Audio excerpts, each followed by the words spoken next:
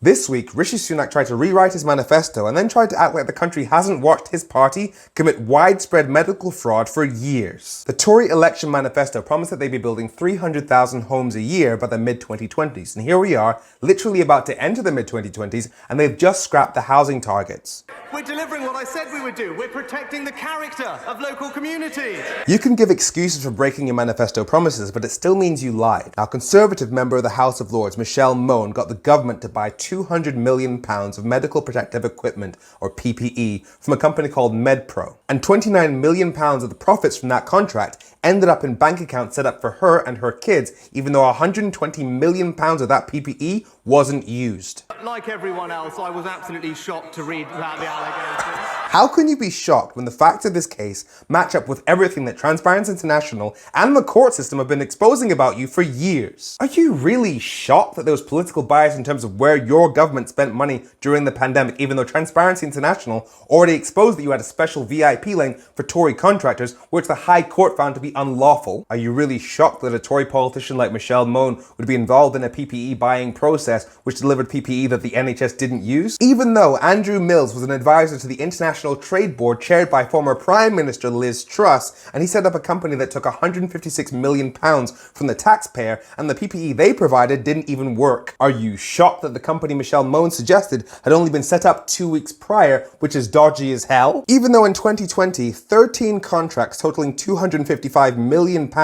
went to 10 companies that had all been set up in the previous 60 days. Are you shocked that members of your party will be supporting blatant financial corruption, even though almost every Tory MP voted to change the rules to protect Owen Paterson after the Standards Committee found him guilty of taking bribes from a pharmaceutical company? Or are you shocked that a Tory politician would benefit financially from this kind of corruption, even though Matt Hancock's Department of Health gave £300,000 in contracts to his sister's company that he also had shares in? So you have no reason to be Absolutely shocked about a Tory lord pocketing millions in taxpayer money during a medical crisis. This is who you've been for a while. Ministers were not involved in the decision making. But then you admit People gave their ideas about where to get them from. so Tory ministers were making their suggestions, and it's just a total coincidence that it ended up favouring Tories. Everyone was trying as hard as they can. We should remember the context and stop playing politics. Yeah, let's remember the context. In 2008, the government analysis showed that a pandemic was essentially the biggest threat facing the UK. And in 2016, the Cygnus test revealed that the NHS wasn't ready for a pandemic, including a lack of PPE. So the government should have spent the next few years increasing our supply of PPE and securing the facilities for rapid PPE production.